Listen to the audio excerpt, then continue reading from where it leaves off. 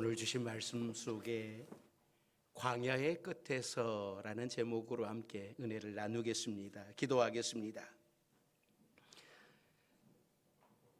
사랑과 은혜가 많으신 하나님,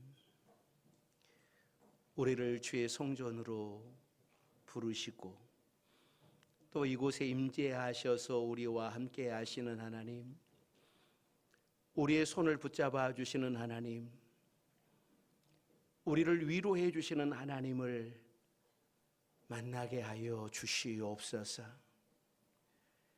또 이 시간 하나님께서 우리 각자에게 말씀하여 주시고 또 그 말씀 속에 깨닫는 은혜, 내 자신을 비춰볼 수 있는 은혜, 더 하나님을 사랑하는 시간이 되도록 성령께서 함께하여 주시옵소서.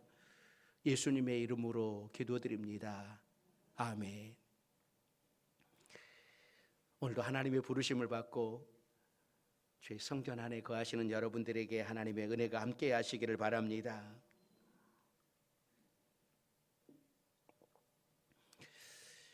광야를 지나며라는 찬양곡이 요즘에 많이 부르는 찬양입니다. 이 찬양 가사를 보면 이 가사는 이런 광야의 인생의 광야의 삶을 살아보지 않은 사람이라면 이런 가사를 결코 쓸 수 없겠다라고 하는 그런 생각이 들어요. 이 광야를 지나며라고 하는 이 찬양 가사가 이렇게 시작이 되죠. 왜 나를 깊은 어둠 속에 홀로 두시는지, 어두운 밤은 왜 그리 길었는지, 나를 고독하게, 나를 낮아지게, 세상 어디도 기댈 곳이 없게 하셨네. 광야에 서 있네. 주님만 내 도움이 되시고 주님만 내 빛이 되시는, 주님만 내 친구 되시는 광야, 주님 손 놓고는 단 하루도 살 수 없는 곳 광야에 서 있네. 저는 이 가사를 보면서 주님 맞습니다. 정말 광야에 서 있습니다. 주님이 함께 하시지 아니하시면 주님 손 놓고는 도저히 살아갈 수 없는 광야에 서 있습니다라고 하는 그런 고백을 하게 됩니다. 혹시 여러분들도 인생이 지금 광야에 서 있다라고 하는 그런 생각이 드신다면 집에 가셔서 광야를 지나며 이 곡을 한번 들어보십시오. 정말 은혜가 됩니다. 이 곡을 작곡하신 분이 이 장진숙 작가인데요. 이 장진숙 작가가 어려서부터 굉장히 광야의 삶을 살았다라고 고백을 해요. 그러니까 중학교 때에 아버지가 암투병을 합니다. 그리고 대학교 1학년 때 아버지가 돌아가셔서 집안이 너무나 어려웠고 경제적으로 독립을 해야만 했습니다. 그러니까 대학교 1학년 때 할 수 있는 일이 거의 없었고 하루하루 살아가는 삶이 너무나 버거웠는데 하나님께서 구할 때마다 도와주시고 인도해 주셨다. 그래서 이 찬양에는 이때의 삶에 대한 고백이 들어있다라고 이야기를 합니다. 장진숙 작가만 그럴까요? 많은 사람들이 광야와 같은 삶을 살고 있습니다. 그러나 그 광야에 하나님이 함께 계신다면 광야는 축복이 돼요. 광야에서 모래로 뒤덮인 땅만 바라볼 것이 아니라 눈을 들어 하나님을 바라볼 수 있는 여러분들이 되시기를 바랍니다. 하나님께서는 우리를 돕고 우리의 기도를 응답하시고 계시는 것을 우리는 알 수 있습니다. 그리고 더 중요한 것은 그 광야도 언젠가는 끝이 있습니다. 오늘서부터 주일 낮 예배 때는 이 신명기서를 가지고 함께 은혜를 나누려고 합니다. 이 신명기를 시작을 하면서 제목을 광야 끝에서라고 정했어요. 이 신명기는 모세가 40년 광야 생활을 마치면서 광야 끝에서 이스라엘 백성들에게 들려주시는 말씀입니다. 지금 모세가 이 말씀을 전하는 때가 언제인지 여러분 한번 본문을 보시길 바랍니다. 자, 3절 말씀인데요. 3절 말씀 같이 읽습니다. 40째 해 11째 달 그 달 첫째 날에 모세가 이스라엘 자손에게 여호와께서 그들을 위하여 자기에게 주신 명령을 다 알렸으나 40째 해는 출애굽 이후 40년째라는 뜻입니다. 그러니까 출애굽한 지 40년째가 되던 그 해 11월 1일에 모세가 이스라엘 백성들을 다 불러 모았습니다. 사실 40년간 헤매던 그 길을 11일이면 갈 수 있는 그런 길이었습니다. 그러니까 2절에 보면 호렙산에서 세일산을 지나 가데스 바네아까지 10하루길이었다라고 기록을 해요. 그러니까 이스라엘 백성들은 11일이면 갈 수 있는 길을 돌고 돌아 40년 걸려서 여기에 온 거예요.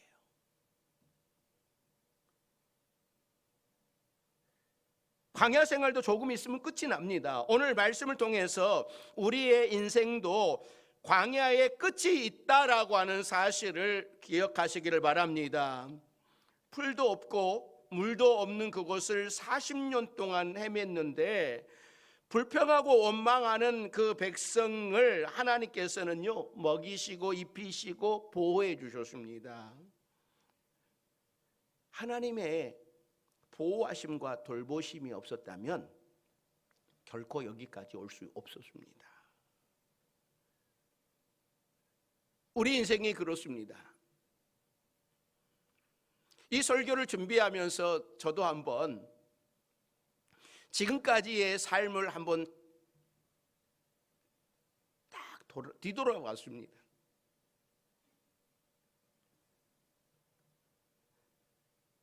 여러 죽을 고비도 있었고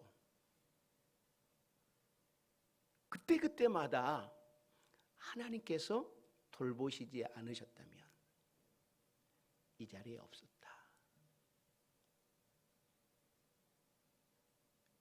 우리 인생이 그렇습니다. 나 혼자 광야길을 헤매는 것 같았지만 항상 하나님께서 눈동자같이 우리를 보호해 주셨어요. 때로 내가 넘어지면 일으켜 세워주셨고 내가 아프면 치료해 주셨습니다. 남에게 공격을 받으면 대신 싸워주셨습니다. 하나님의 은혜로 여기까지 왔어요. 여러분, 이스라엘 백성들이 왜 광야에서 이렇게 헤매게 되었을까요? 그것은 불평불만이었습니다.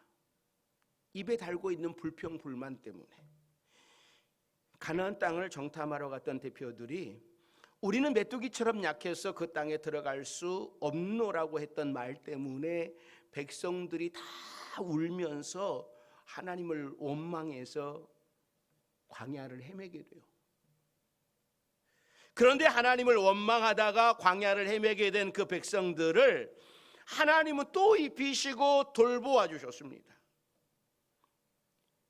백성들이 잘못해서 들어간 광야 길이지만 그곳은 하나님의 도움 없이는 살 수 없는 곳이었어요. 이제 백성들은 얼마 안 있어서 요단강을 건너 가나안 땅으로 들어가게 될 겁니다. 이제 광야의 삶은 끝나고 가나안 땅으로, 축복의 땅 가나안 땅에 들어가기에 앞서서 백성들은 하나님의 말씀을 들어야 했습니다. 가나안 땅에 들어가서 내 마음대로 살 것이 아니라 하나님의 말씀대로 살아야 하기 때문에 모세는 모든 백성들을 다 불러 모았습니다. 여러분, 어디로 불러 모았을까요? 자, 1절 말씀과 5절 말씀을 같이 읽습니다. 이는 모세가 요단 저쪽 숲 맞은편의 아라바 광야 곧 바란과 도벨과 라반과 아세롯과 디다삽 사이에서 이스라엘 무리에게 선포한 말씀이니라. 5절도요. 모세가 요단 저쪽 모압 땅에서 이 율법을 설명하기 시작하였더니 일러스되. 그러니까 1절과 5절 말씀은요, 다른 것 같지만 같은 말씀입니다. 아직 요단강을 건너기 전에 요단 동편에서 주신 하나님의 말씀이라고 하는 뜻이에요. 모세는 요단강을 건너지 못했기 때문에 요단강 동편의 아모리 왕과 시온, 바사나 옥을 물리친 후에 이 모압 평지에서 선포하신 말씀이라고 하는 뜻이죠. 그러니까 백성들이 광야 생활을 40년의 생활을 마치고 이제 이 요단강만 건너면 가나안 땅이에요. 바로 이 요단강 앞 모압 평지에서 백성들에게 하나님의 말씀을 전하고 있는 겁니다. 사실 모세가 이 모압 평지에서 이스라엘 백성에게 선포한 이 하나님의 율법은 이미 시내 산에서 선포된 말씀이에요. 그런데 왜 다시 요단강을 건너기 전에 가나안 땅 들어가기 전에 다시 하나님의 말씀을 백성들에게 선포할까요? 이것은 여러 가지 이유가 있지만 그 이유 가운데 하나가 이스라엘 백성의 구성원들이 달라졌어요. 그러니까 시내산에서 하나님의 말씀을 선포할 당시 그 하나님의 말씀을 들었던 사람들은 애굽에서 출애굽한 사람들이잖아요. 애굽에서 종노릇하던 출애굽 1세대들이었어요. 그러니까 그들이 이 하나님의 말씀에 우리가 순종하겠습니다라고 맹세를 했지만 순간순간 원망과 불평을 늘어놓았거든요. 그러다가 정탐꾼 사건으로 인해서 그 당시 20세 이상, 출애굽했을 때 20세 이상의 남자들이 다 죽기까지 40년이 걸렸습니다. 그 40년을 기다려야 해요. 그 원망했던, 불평했던 그 사람들이 다 죽기를 기다렸어요. 그래서 그 당시 20세 이하의 어린 아이들과 또 광야에서 태어난 아이들은 새로운 세대가 형성이 되었습니다. 그러니까 모세는 이전의 율법을 듣지 못한 새로운 세대에게 시내산에서 선포된 율법의 말씀을 다시 선포하는 겁니다. 하나님이 주신 율법은 지금 살아남은 출애굽 2세대가 가나안 땅에 들어가서 그 가나안 땅에서 어떻게 살아야 될 것인가를 가르쳐 주시는 지침서예요.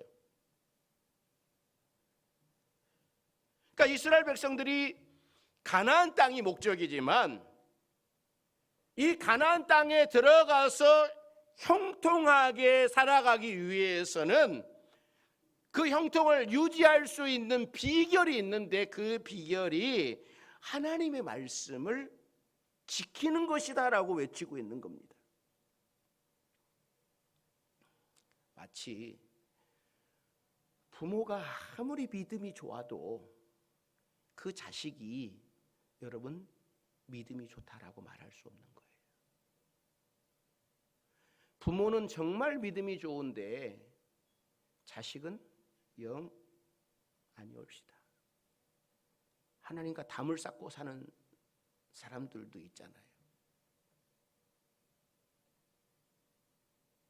사실 부모는 우리 자식들이 나보다 더 훌륭한 믿음을 소유하는 자식이 되기를 원하는데 그렇지 않은 자식들이 여러분 얼마나 많습니까? 이게 마음대로 안 되는 거예요. 또 반대로 부모는 영 직분을 가지고 있긴 있어요. 그런데 누가 봐도 저게 교인이야? 그런데 그 자식은 또 뭐예요? 정말 믿음 생활을 부모보다 훨씬 좋게 믿음 생활하는 그런 자녀들도 있어요. 그러니까 모세는 이제 출애굽 2세대 너희들이 가나안 땅에 하나님께서 주신 가나안 땅에 들어가는데 너희가 가나안 땅에 들어가는 것이 목적이 아니라 그 가나안 땅을 누리고 그 가나안 땅에서도 형통한 삶을 살아가는 비결이 무엇인지를 알려주는 거죠. 그래서 다시 모세가 이스라엘 백성들에게 이 하나님의 말씀을 선포하는 거예요. 비록 자신은 그 가나안 땅에 들어가지 못하지만 이스라엘을 이끌며 하나님을 경외하기를 가르치며 말씀을 선포한 모세는 아마 감회가 새로웠을 겁니다. 모세는 죽기 직전까지 이렇게 이스라엘 백성들에게 하나님의 말씀을 가르치며 선포하는 지도자였어요. 모세가 못 들어가니까 니네 알아서 해라 라고 하는 그런 지도자가 아니라 나는 하나님의 뜻대로 못 들어가지만 여러분들은 가나안 땅에 들어가서 정말 하나님이 주시는 은혜를 누리면서 살아가십시오. 그러니까 얼마나 간절하게 이게 있겠어요. 우리들에게도 이런 마음이 필요해요. 우리 자녀들에게 내가 너희들에게 알 수 있는 것은 너희가 정말 하나님을 잘 경외하면서 살아가라. 이것이 정말 네가 잘 되는 길이고 네 자손들도 잘 되는 길이니까 여러분 이 이야기를 하는 그 부모의 마음은 정말 간절하지 않겠습니까? 그러는 것처럼 모세가 자기는 못 들어가지만 그 후손들에게 여러분이 가나안 땅에 들어가서도 잘 되는 비결은 이겁니다라고 가르치고 있는 거예요. 사랑하는 성도 여러분, 여러분들은 하나님의 말씀을 얼마나 사모하십니까?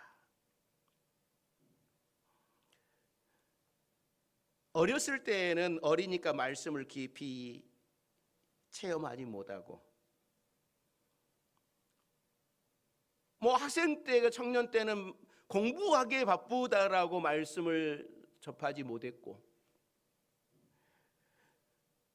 장년이 되어서 결혼을 하고 아이를 낳다 보니까는 가정 먹여 살리느라고 너무나 바빠서 성경을 깊이 묵상하지도 못했고 그러다가 나이가 이제 50 중반을 넘고 60이 되니까는 이제 시간이 되는데 성경을 읽으려고 그랬더니 그 글이 안 보이네.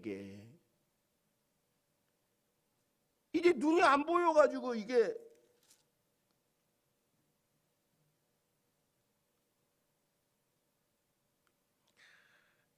여러분 그러지 않습니까? 이제 성경 읽으려고 했는데 눈이 안 보이지 않습니까? 우리는 핑계만 대다가 인생을 다 보내고 하나님의 말씀을 깊이 묵상해 본 적이 별로 없을런지도 모릅니다. 미국의 농담에 이런 농담이 있다고 그럽니다. 아이, 거북이 크리스찬 아니야?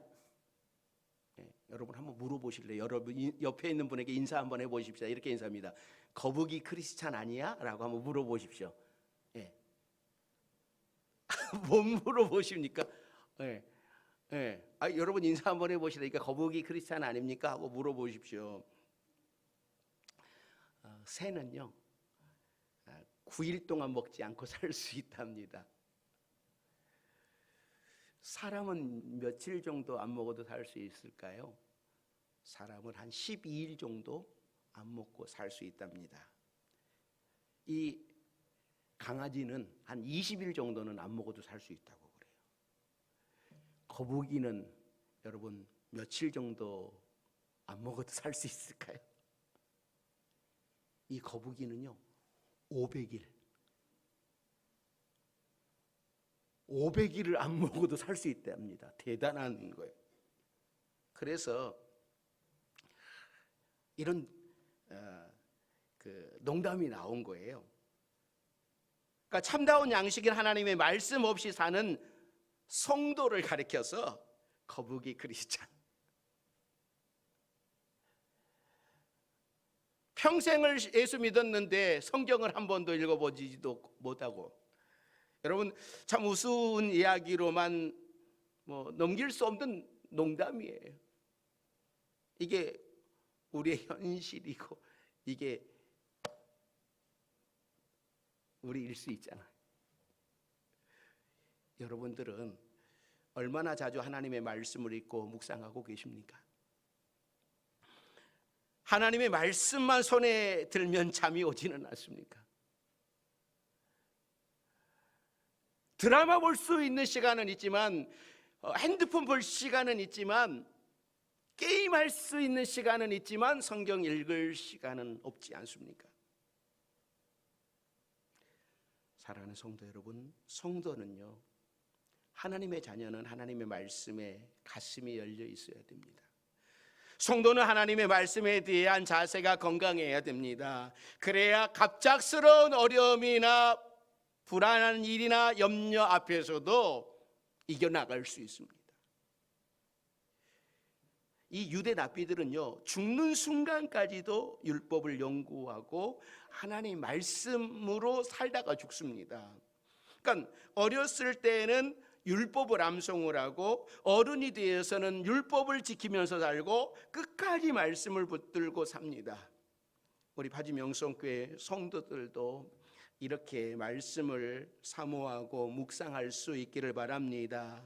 그래서 교회에서 할 수 있는 것은 어떻게 하면 우리 성도들이 성경을 읽게 할까? 그래서 구약 일독도 하게 되고 성경 공부도 하고, 다행히 우리 청년들도 성경 일독반을 해서 지금 성경을 읽어가고 있어요. 주일에 듣는 설교 참 중요하죠. 하나님께서 목회자를 통해서 주시는 말씀이 있습니다. 그리고 또 개인적으로 말씀을 묵상할 때 주시는 말씀 또 있습니다. 그러므로 항상 말씀을 사모하고 말씀의 풍성한 은혜를 누리며 살아가는 여러분들이 되시기를 바랍니다. 여러분, 출애굽 제2세대에게 전하는 모세의 첫 번째 메시지가 무엇인지 여러분 살펴봅니다. 자, 6절서부터 8절 말씀 같이 읽습니다. 우리 하나님 여호와께서 호렙산에서 우리에게 말씀하여 이르시기를, 너희가 이 산에 거주한 지 오래니 방향을 돌려 행진하여 아모리 족속의 산지로 가고 그 근방 곳곳으로 가고 아라바와 산지와 평지와 네겝과 해변과 가나안 족속의 땅과 레바논과 큰 강 유브라데까지 가라. 내가 너희 조상 아브람과 이삭과 야곱에게 맹세하여 그들과 그들의 후손에게 주리라 한 땅이 너희 앞에 있으니 들어가서 그 땅을 차지할지니라. 6절 말씀에 보면 하나님께서 호렙산, 즉 시내 산에서 백성들에게 율법을 주시고 성막을 완성하게 하시고 오합지졸 노예들을 군대 조직으로 바꾸어 주신 후에 말씀하시기를, 너희가 이 산에 거주한 지 오래되었으니 이제 가나안 땅을 향해 진군하라 라고 말씀을 합니다. 그러니까 이때 이 백성들은요, 출애굽 이후에 시내산에 도착을 해서 이곳에서 율법을 받고 성막을 짓기까지 1년 가까운 시간을 보내고 있습니다. 이곳에서 두 번째 유월절도 지냈고 인구 조사도 했습니다. 장정 60만 명을 군대 조직으로 만들었습니다. 그동안 노예로만 살던 백성들이 새로운 세계를 경험하고 있는 중입니다. 하나님의 거룩한 백성으로 거듭났습니다. 그들은 구름 기둥과 불 기둥의 보호 아래 두려울 것이 없는 그런 민족이었어요. 그러나 시내산이 아무리 좋아도, 하나님의 말씀을 듣던 이곳이 아무리 좋아도 머물러야 할 때가 있고 세상을 향해 나가서 말씀에 순종하며 살아가야 할 때가 있는 거예요. 그러니까 하나님께서는 호렙산 아래에서 말씀을 듣고 성막을 짓던 백성들을 이제 보내십니다. 7절에 언급되어 있지만 8절에 보면 아주 뚜렷해요. 너희 조상 아브라함과 이삭과 야곱에게 맹세하여 그들에게 주리라 한 땅이 너희 앞에 있으니 들어가서 그 땅을 차지하라.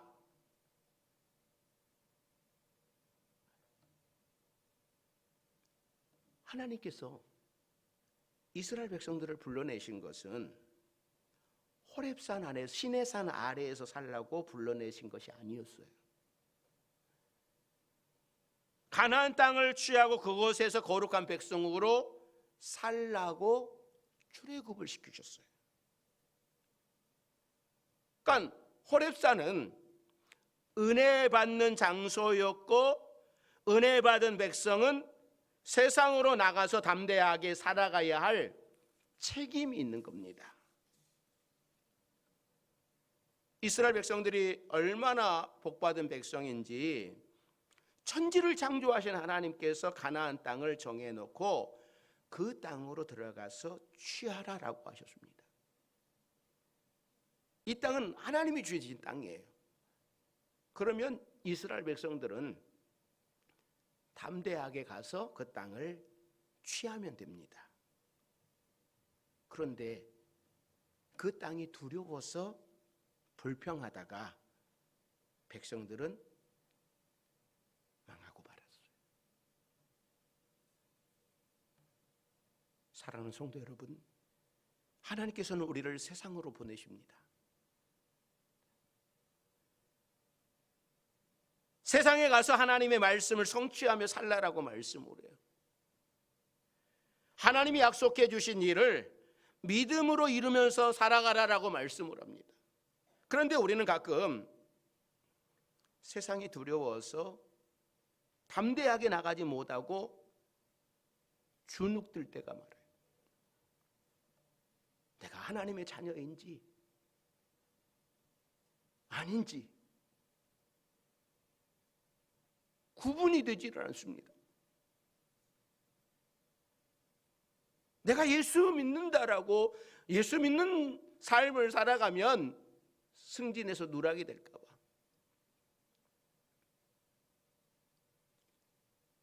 주눅 들어가지고 내가 예수 믿는 사람이다, 내가 파주명성교회 성도다, 내가 파주명성교회 집사다, 말도 못합니다. 여러분, 주눅 들지 마십시오. 하나님께서 우리에게 주신 명령과 약속이 있으니 그 약속을 의지하면서 여러분 살아가십시오. 그래서 믿음이 중요한 거예요.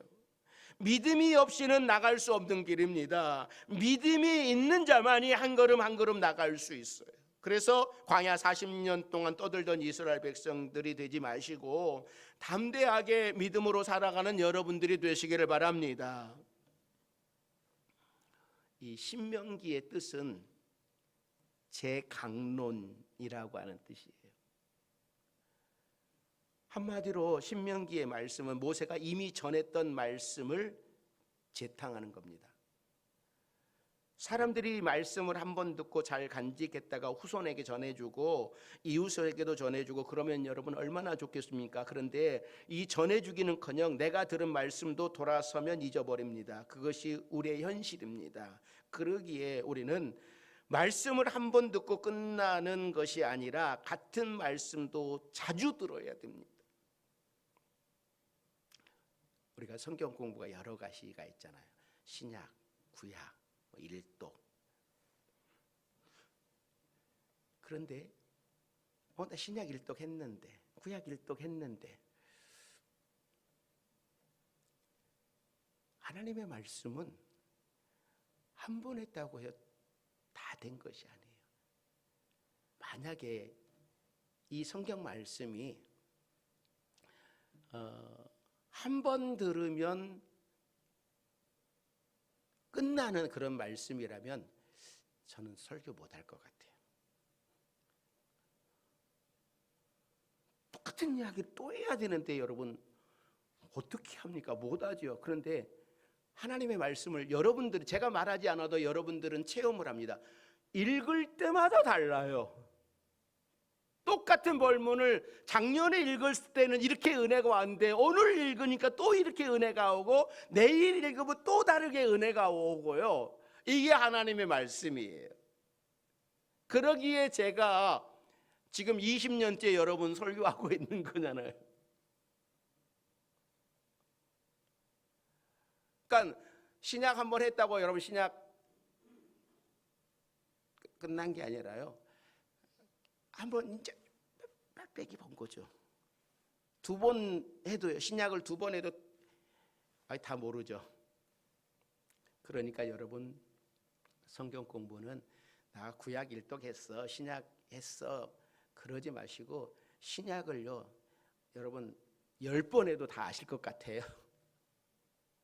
그러니 여러분 제 강론 들으십시오. 했다고 하지 마시고. 저도 설교를 하면서 내용은 조금씩 다르지만 같은 주제로 설교를 여러 번 하고 있는 거예요. 오늘 설교 내용도 하나님의 말씀을 잘 듣고 잘 배우자, 잘 묵상하자, 말씀대로 살아가자, 이런 내용입니다. 이런 말씀을 여러분 한두 번 들은 것 아니잖아요.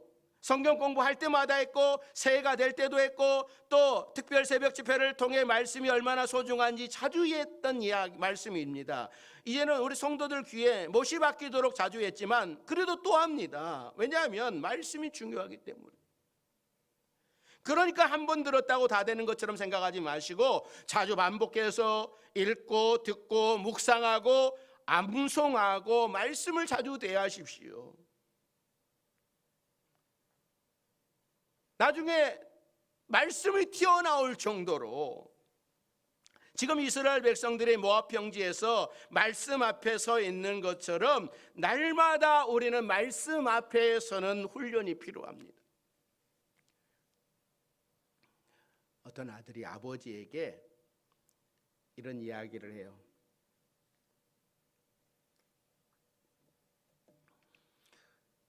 우리 교회 목사님은 부임하신 지 2년이 채 안 됐는데 다윗 이야기만 50번 더 하셨어요.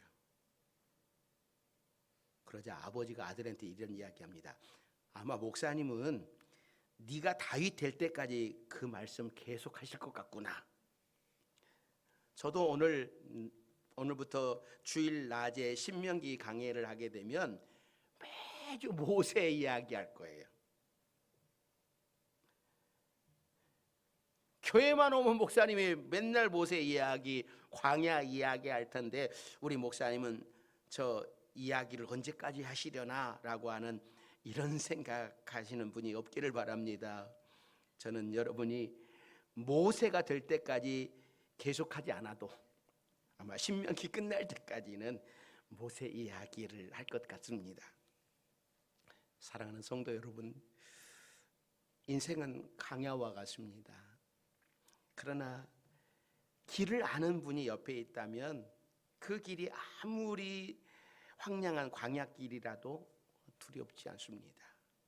하나님은 이 광야 같은 인생길을 지나야 하는 우리를 인도하고 계십니다. 신실하게 우리보다 앞서서, 그러나 때로는 먼 길로 인도하실 때도 있습니다. 그리고 언젠가는 광야의 끝에서 하나님을 만날 때가 있을 것입니다. 그러므로 광야 같은 인생길이 힘들고 어려워도 조금만 참고 인내하십시오. 광야 끝에서 하나님이 주시는 이 가나안 땅의 축복을 누리게 될 것입니다. 이 믿음을 가지고 하나님만 바라보고 믿음으로 살아가는, 또 광야 끝에 선 이스라엘 백성들에게 하나님께서 뭐라고 말씀을 하시는가? 이 말씀에 귀를 기울이셔서 우리도 어떻게 살아가야 될 것인가? 이것을 기억하며 이 광야의 인생길에서 늘 하나님만 바라보고 의지하며 승리하는 우리 모두가 되기를 주의 이름으로 축원합니다. 기도하겠습니다. 사랑과 은혜가 많으신 하나님, 우리 인생길이 광야의 인생 삶입니다. 그러나 이 광야의 삶을 살아갈 때에도 하나님이 함께 하심을 기억하게 하옵소서. 아무리 어려운 광야의 삶을 살아간다 할지라도 이렇게 광야 끝에 이른다라고 하는 사실도 기억할 수 있는 우리 모두가 되게 하여 주옵소서. 예수님의 이름으로 기도드립니다. 아멘.